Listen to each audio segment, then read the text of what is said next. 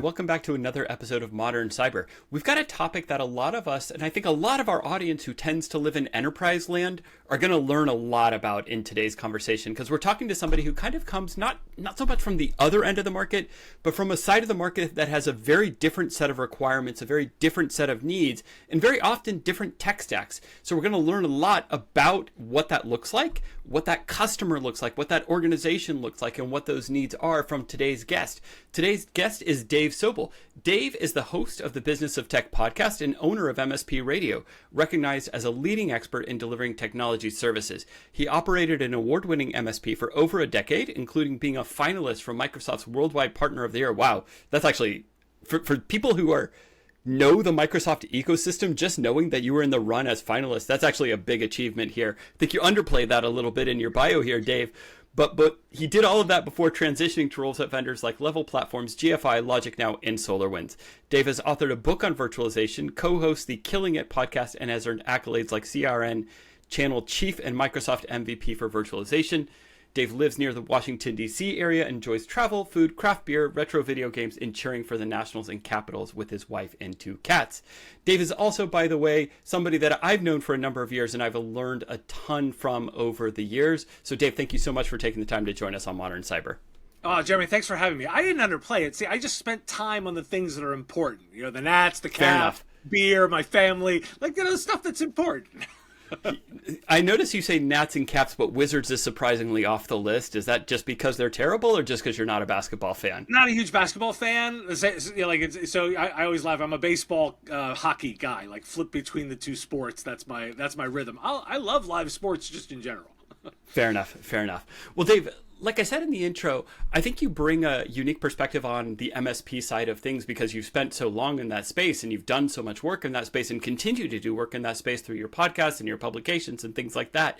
So I guess just to start things off before we dive into kind of the state of cybersecurity for the MSP world, how do you define an MSP today in 2025 as we start recording? Yeah, it's an overloaded term that's become an absolute mess for those of us that think about it, right? So I start with the customer. Most businesses are small businesses, and we often overlook that, and they have technology needs, and they are often delivered by another organization. By the way, that can be as informal as the nephew's cousin's brother who comes in and fixes the computers on the weekend, all the way up to a formal organization that does that. 87% of this space does less than $10 million in revenue. So I define a managed services provider as the technology company that engages with a customer on a recurring contractual basis to deliver technology services.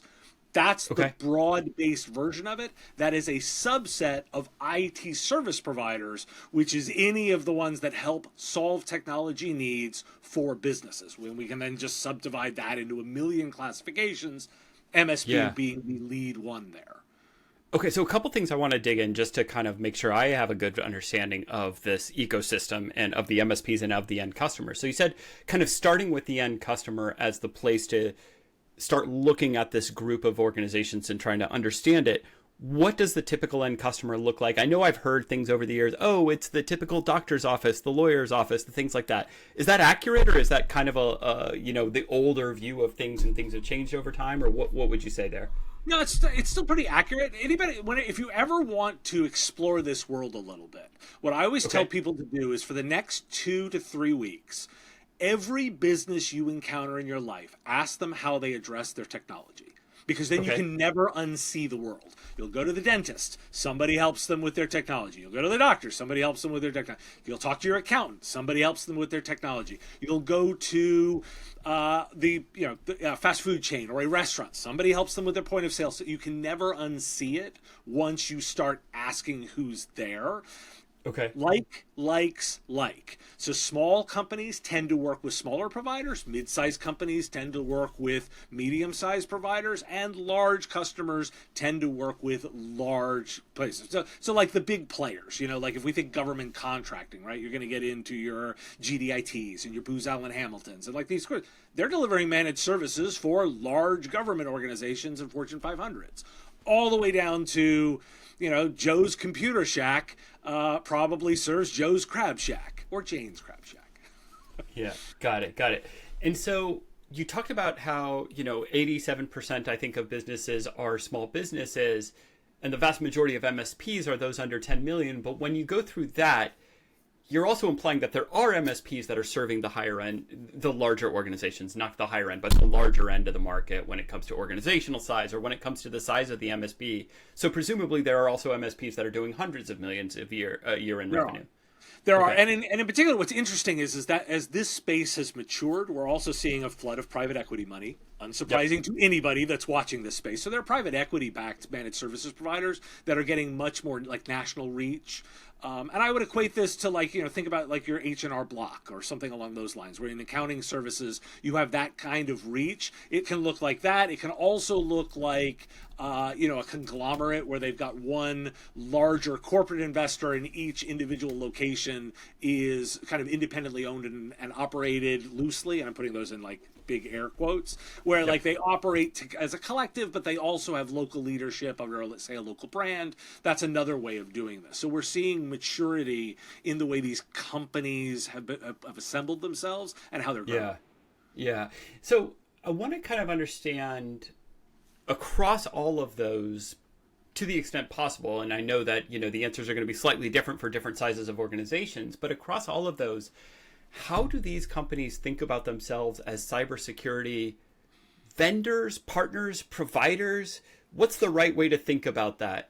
Yeah, yes, and yes. So it's interesting. This is one of those interesting where cybersecurity becomes a difficult to classify bit the smaller the customer range gets, right? So in particular, we think of anybody who's delivering technology services has to be delivering some level of cybersecurity, just hands down, because the customer has an expectation of that.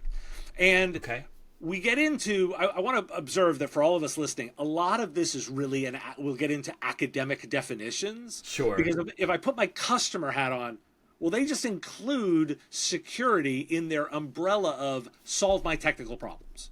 Make the computers work, right? That's and often like, in a way you want to think of it as like the business owner who runs, say let's take a law firm. Law firms are a great one to tell you. So 5 or 6 partners, bunch of paralegals, they've got say 30 or 40 people in the organization, and they go, just make all this tech work, right? We need to be able to go to, and they include implied in that is all of the problems that I might face.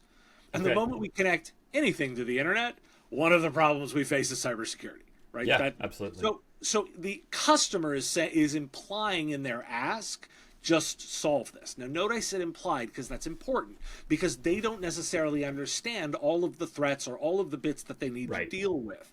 Now, the technology provider has to address that. Now, how they choose to address that, that's where they get into individual strategies and how much they embrace it and how deep they're going to go into cybersecurity. But just for amusement's sake, and I'll reference some study that I just dug into, there was a recent MSSP benchmark, so Managed Security Service Provider benchmark, that compared MSSPs to MSPs. And one of the things that fascinated me was that all the MSSPs said, we don't do backup and disaster recovery. And I would think any cybersecurity plan has to include backup and disaster recovery. Yeah. That's considered an MSP job. Yeah. So that frames the thinking, right, as it gets really fuzzy, particularly the smaller the organization is that has to bring it all together. If you're, again, my hypothetical law office, or my other favorite is like HVAC and heating firms, right? Like we've got a, here, we both live in the DC metro area. This is organization, Michael and Son, they're really big, right? They're across the whole state. Well, they're super advanced. All those guys come out with iPads and a whole networking. I know there's a technology provider behind that, and that provider is solving the whole thing. So long answer to say, it gets really fuzzy when you get down into this. They have to be cybersecurity providers. Oftentimes that's thinking about it very tactically, like what is the stuff I have to do in order to keep this business running?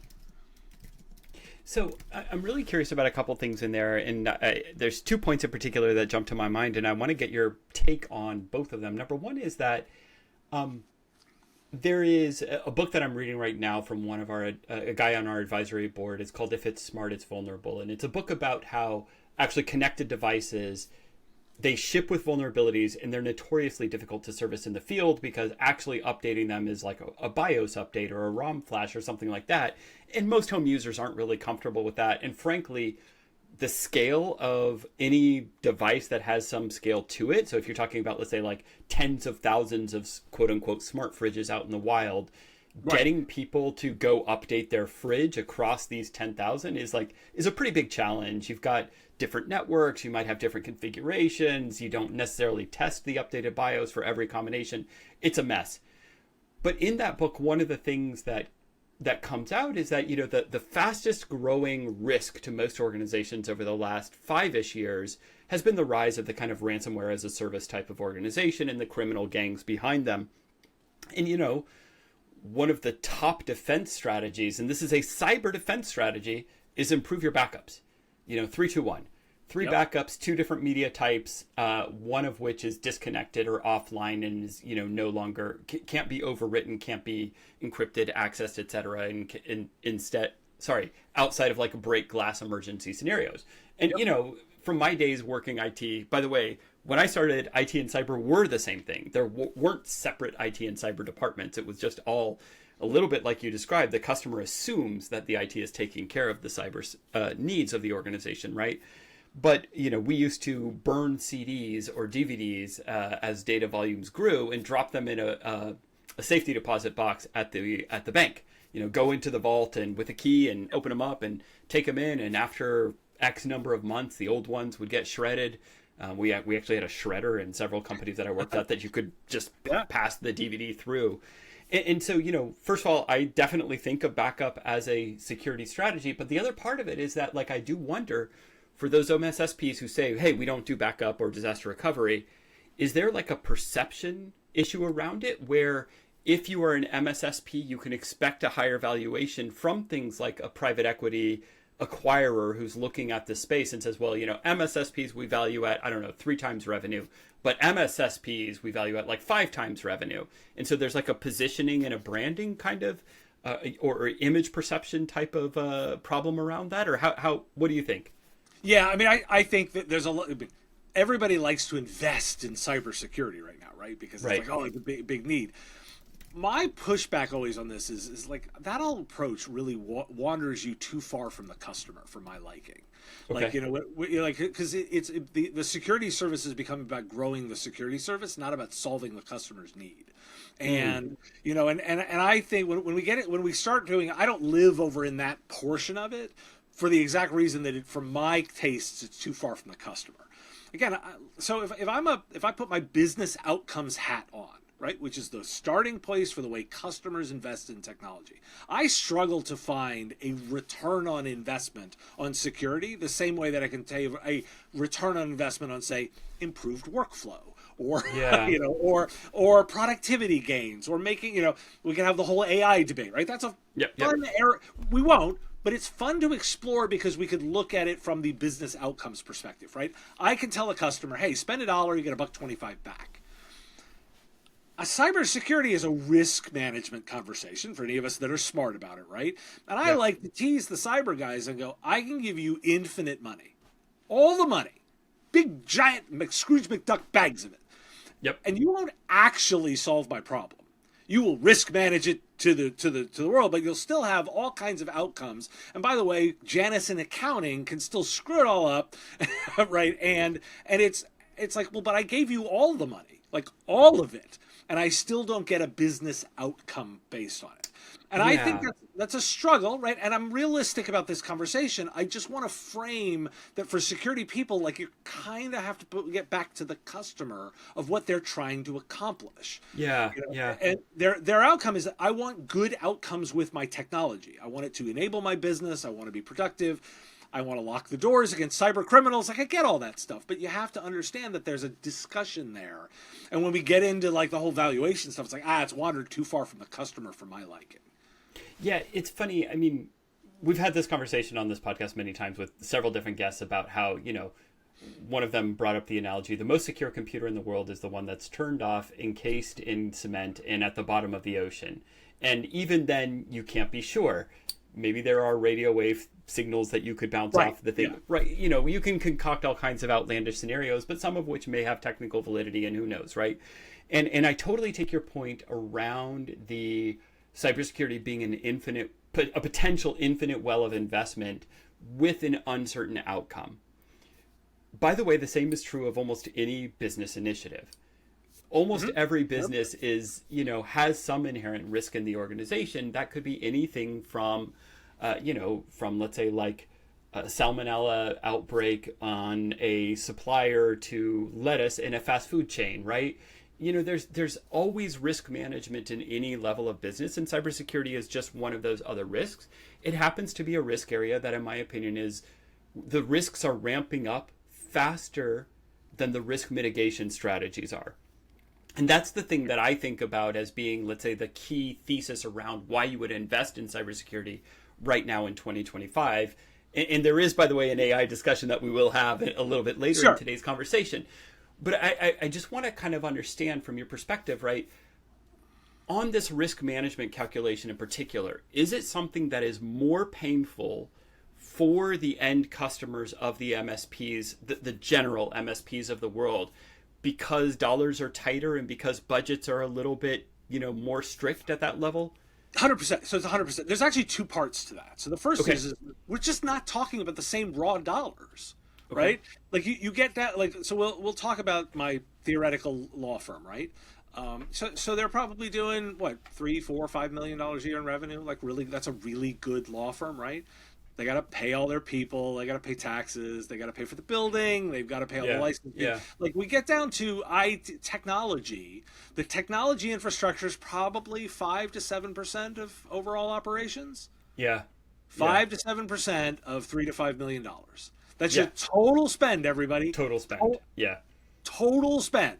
I got to give them productivity software. I've got to give them hardware. Just the basics, right? Like email, document management, storage, etc. Yeah. All that. I got to give them all of those things, by the way, and help desk service. I've got to fix the printer. I got to do all of those things. Oh, and now on top of that, I have to layer on all of those other bits. The second part of that is by the way, I love the risk framework here, and I understand that. The customer takes security risk. The provider takes security risk. The vendor does not take security risk. Yeah. And I want to highlight that, love them all, love all the security vendors. God, everybody's coming at it from the perspective that they want to do right. I do not believe that anybody's in security because they're like trying to take advantage of the customer. But I will admit that I've seen one or two, but let's keep going. For the premise here, let's assume good intention. Let's assume that the industry is trying to do right by the customer, but they're not assuming any of the risk, right? If their product fails, your salmonella problem, right? If the manufacturer introduces disease into the system, there's real risk for them, like of going to jail.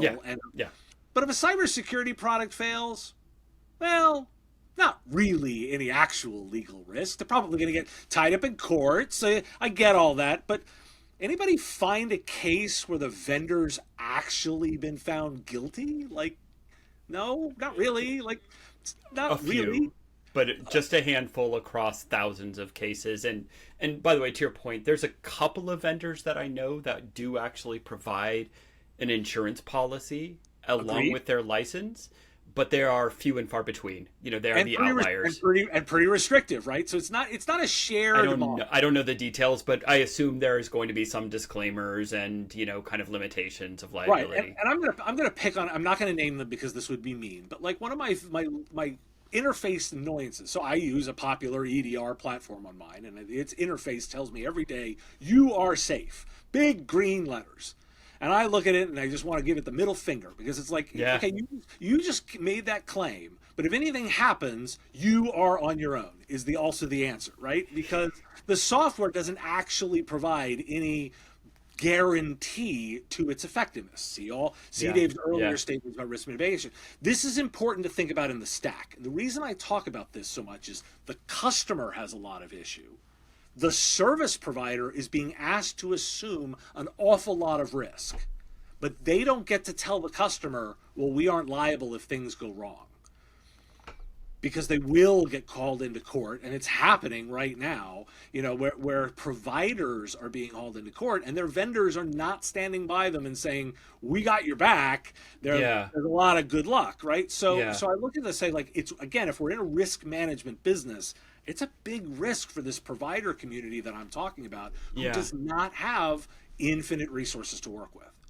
Well, so let's talk about that. So with the resources that they do have, what are the types of risks that they are able to manage today? Well, and this is where, like, I will push back on on the providers and say a lot of them are not even doing the basics very well. Like, we have a lot of pushback. We talk about backup and disaster recovery. Woo, Nelly, that's a problem area still.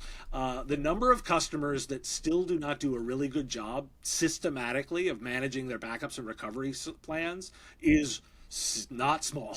It is It is still a significant bit.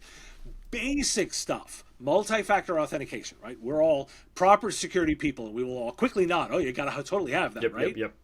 Yeah, not so much. Let me point out that it's not mandatory. It's only now becoming mandatory from the major cloud providers to be rolled out from that, and not necessarily mandatory for all customers all the way through.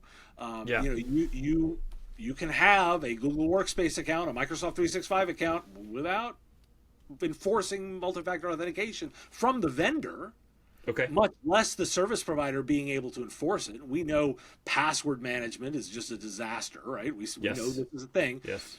Anybody ever done troubleshooting for your parents trying to manage their passwords? Yeah, that's what SMBs are like. Fair enough. Imagine that space, that lawyer who can't manage their passwords very well. Yeah, that's still a real thing. Like, we still have a lot of basic cyber hygiene stuff that has to be done just culturally to make this an actual impact on the difference. Okay, so there's some of the basics that some of these MSPs aren't doing very well.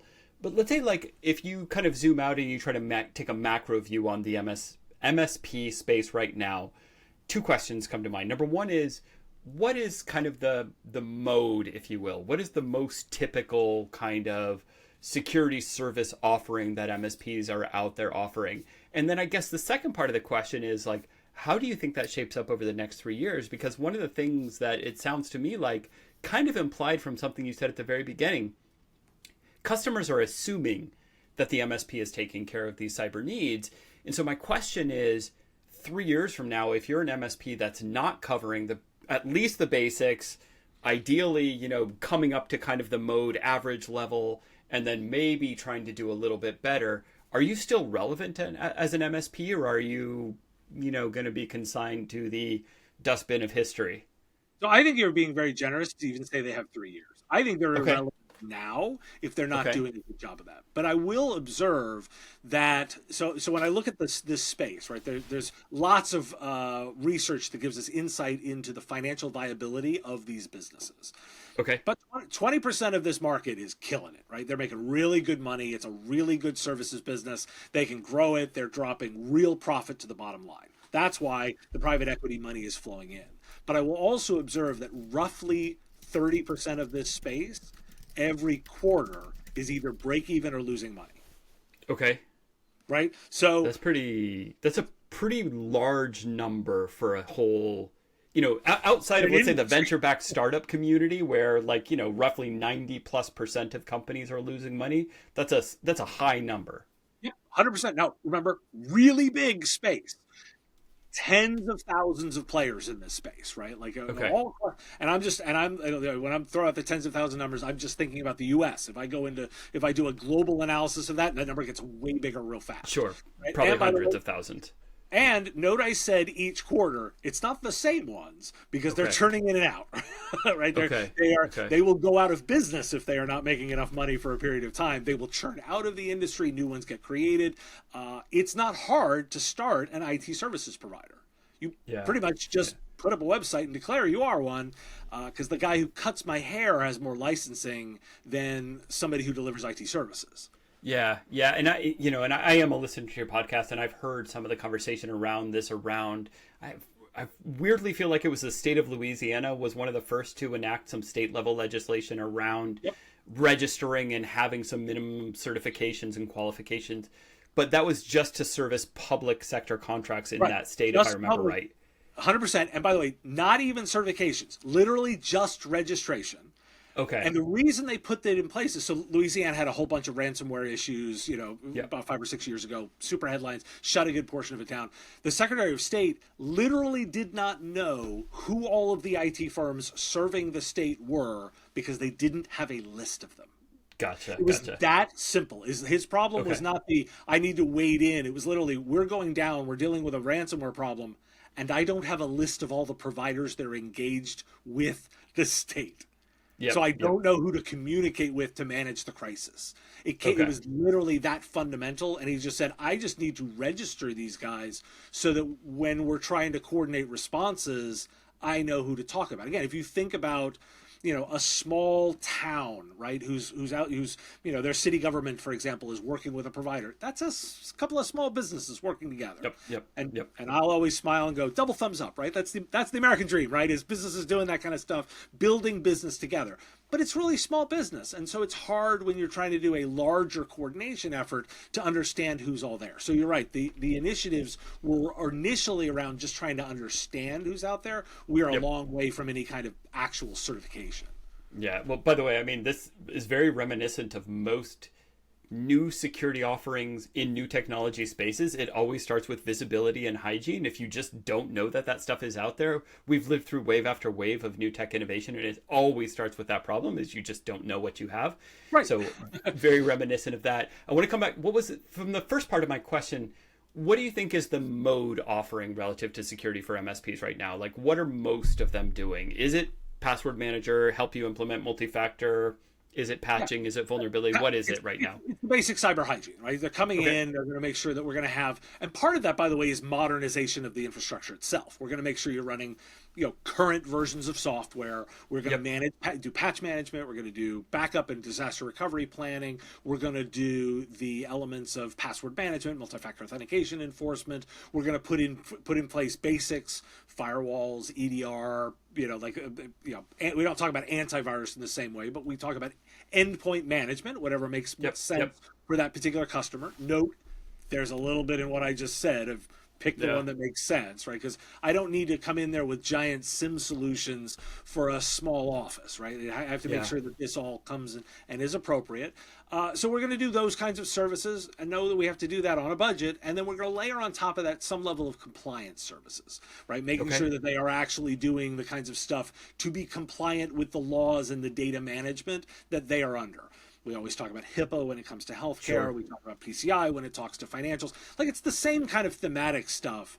But the one thing that those good providers are doing is they're systemizing that, right? So that they can do it, and they can do it in a very systematic way and replicate that over time. One of the secret sauces of a good managed services provider is that they look at their entire customer base like one big enterprise, with just lots of remote locations, like philosophically. Yeah, and if I do little that, business units or teams or whatever, however they want to think about it. But and if I can do patch management at scale, I get efficiency. If I do help desk at scale, I get efficiency. If I'm doing, all of those components at scale, and I treat all my customers like a big organization, yet I still have to do a really good job of keeping all their data separate and keeping their own, like, they can't ever have any cross the streams kind of problem. But as long as I do that, I can get some efficiency that a large organization would get.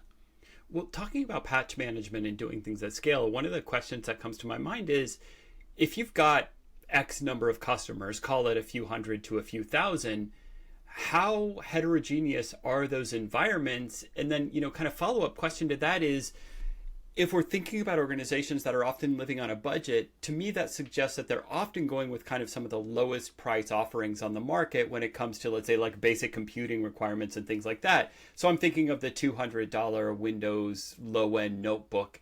Is that a correct or an accurate perception? And if so, like, that comes with a lot of risk on it itself. I mean, Windows in particular is, in my opinion, the least secure operating system kind of commercially available on the market right now, and is, by the way, also the most targeted. So it has its own inherent security vulnerabilities, but then it has a targeting problem where, it's getting 80% of the attention from the criminal gangs. but some of the best management tools and ability to do management. We're getting a little bit close to the tech stack stuff here. Yeah. The technical stack to manage Windows machines at scale in a multi-tier differentiator way is much more mature over on the Windows side. Okay. Okay. So in answer to your question, really good MSPs tend to work with technology-leaning customers who will not settle for the lowest common denominator.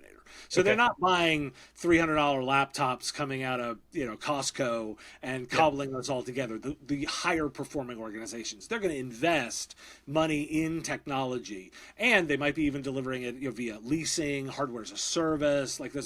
They might go to clever solutions in the cloud with virtual desktop infrastructure. You can do some really clever investment here to make that process better. The tools are far more mature when I think about the Windows ecosystem. So a lot of this is very Windows centric because of that. Now, I know there's some great vendors over on the Mac side. I want to recognize them and say that there's some good solutions.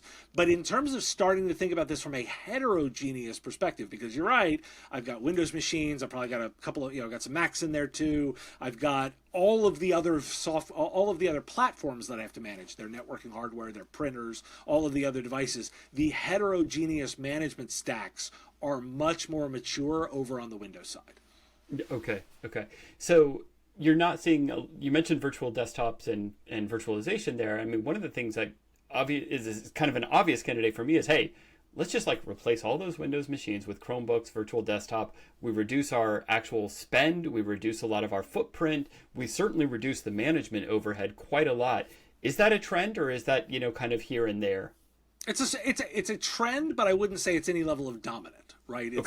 Again, it's also good in very specific scenarios. Kiosk-based machines do really well with this. Knowledge workers a little less so, right? And particularly because then we always get into the wrinkle of some odd line of business application. Yep. This is a little less of the case, particularly as we move towards software based on SaaS delivery. But a lot of industries still have really weird line of business applications with very specific implementation requirements. Yeah. I mentioned HVAC is another one that I was looking to. Not all those solutions have moved fully into the cloud, right? And so you end up with an endpoint management problem where you still have to put those into place. And by the way, the really good solution providers are also standardizing what their customers buy. Most customers, particularly in this space, don't really care what they buy. They'll take the recommendation of the MSP because, hey, they know it. They know they're going to get support. They know they can call up the provider. Exactly. And the provider's not going to be, what is this thing? I've never seen it. I don't know how to manage it. And they're going to put their stamp of approval and they say, we will promise that that's going to have the correct level of uptime. We're going to manage that. We're going to take on the problem with that. We've got a fleet management system that goes along with that. You've got a problem. We're going to deploy a new one. We've standardized the deployment scripts. They have thought about this very much the way enterprise IT has. They're just happening to do it off cross businesses that will never actually cross paths. Yeah. You mentioned something there that I want to dive into with maybe the last two topics that we've got time for today. And so one of those is on the SaaS side, because I tend to think of these organizations outside of that kind of, edge case line of business specific application as being primarily a set of users who have needs that are generally fulfilled by SaaS providers. Most of the time, take your HVAC, take your law firm, take whatever. I'm going to need some document management. I need some accounting software. I need, ticket management, whatever the case may be. But these are things that exist in the world. And frankly, most of these organizations are probably better served by adopting a third-party SaaS solution that's going to get updates and it's going to have, some level of vendor provided security oversight, updates, blah, blah, blah, than they would be hosting those things on-prem or in-house. Is that kind of accurate of the state of the industry? Yeah, it is, and we're leaning heavily into. There's still a lot of room to go there, right? And a lot of those, if we think about it, particularly for it's small businesses selling to small businesses, right? So we have the problem of these vertical stuff. I like to always remind everybody, a Salesforce implementation, really hard, really, really hard. Yeah. Imagine trying to do that if you're a small.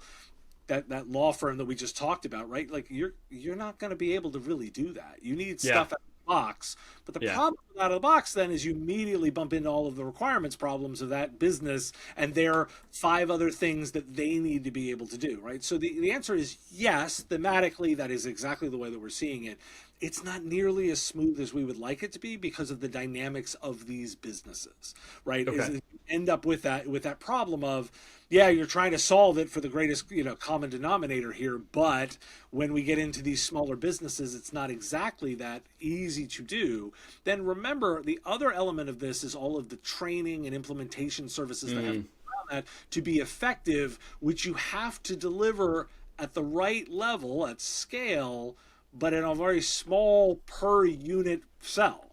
I always remind all the SaaS people, God, they love it when they're selling thousands of licenses. What happens when you sell a 5-pack? Yep. Right? Your effort to onboard is still the same in terms of time and effort. You're just not getting the economy of scale of doing it for 1,000. You have to do the same level of work for 5. Yeah. It's a great point, and it's something that I think a lot of tools don't really accommodate both sides of that well. I've seen tools that are great for user groups of 5. Honestly, a lot of security tools are actually kind of designed for that because a lot of companies have a smaller cyber org than they do the organization as a whole. So it's, if I'm selling to 5 people who work in the SOC or they're, ingesting data into their SIM, pretty easy to cover those 5. Very different from selling document management to all 1,000 employees of that organization. So I take that point pretty well. And that's the thing to think about, is just to remember that is a real problem. It's the effectiveness problem. Like I'll laugh at it. Like one of the biggest things that I remind providers when they ask me is like go back and make sure you've done a really good job of implementing Microsoft 365. Most of them, they buy email and they get the basics and then they just start working. They didn't actually set up workflows and permissions. Or go through setting, kind of the 365 equivalent, whose name I can't remember, of like group policy objects around, let's say, like document sharing or account configurations or what have you.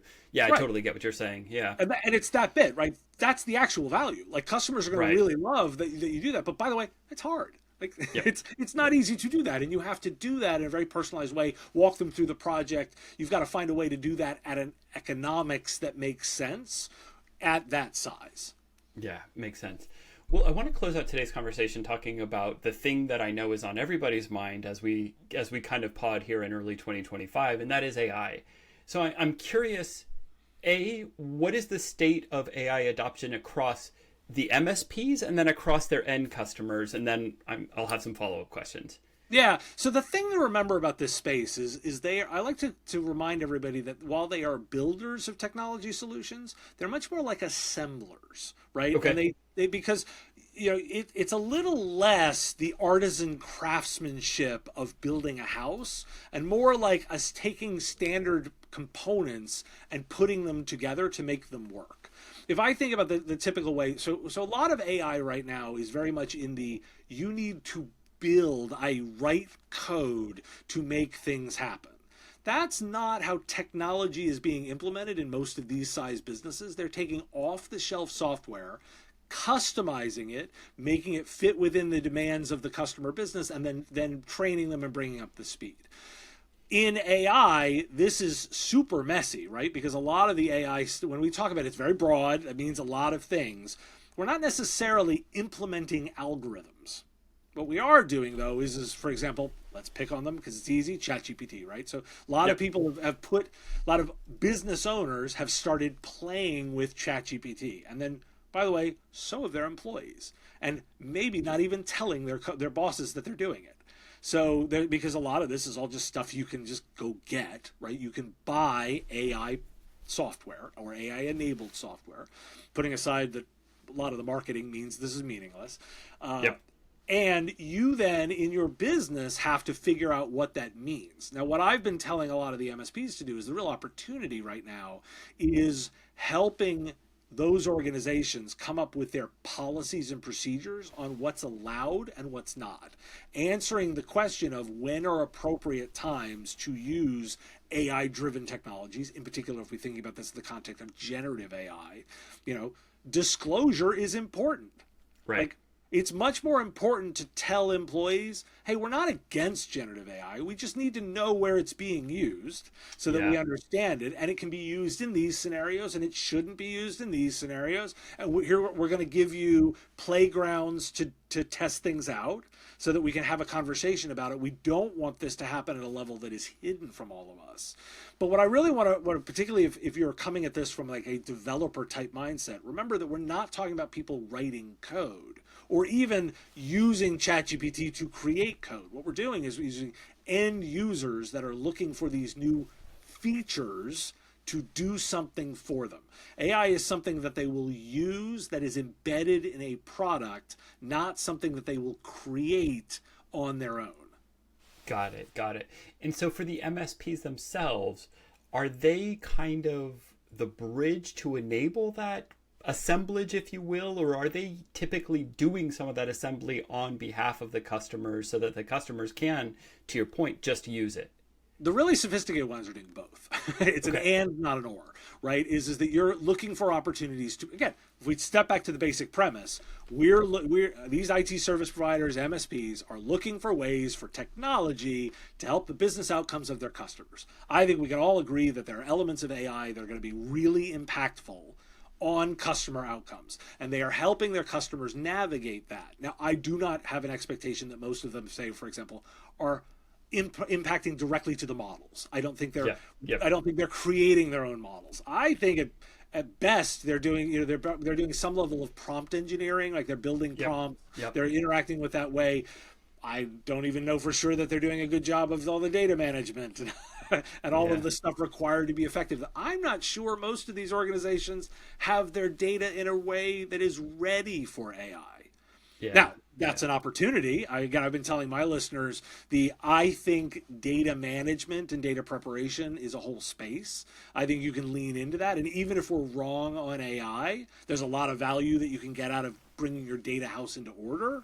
So cool, there's work we can do right now. But I want to frame it in those sentences. And again, I use this analogy of like Janice in accounting, right? Janice in accounting may be using ChatGPT and you don't know what she's putting into it and how she's using it.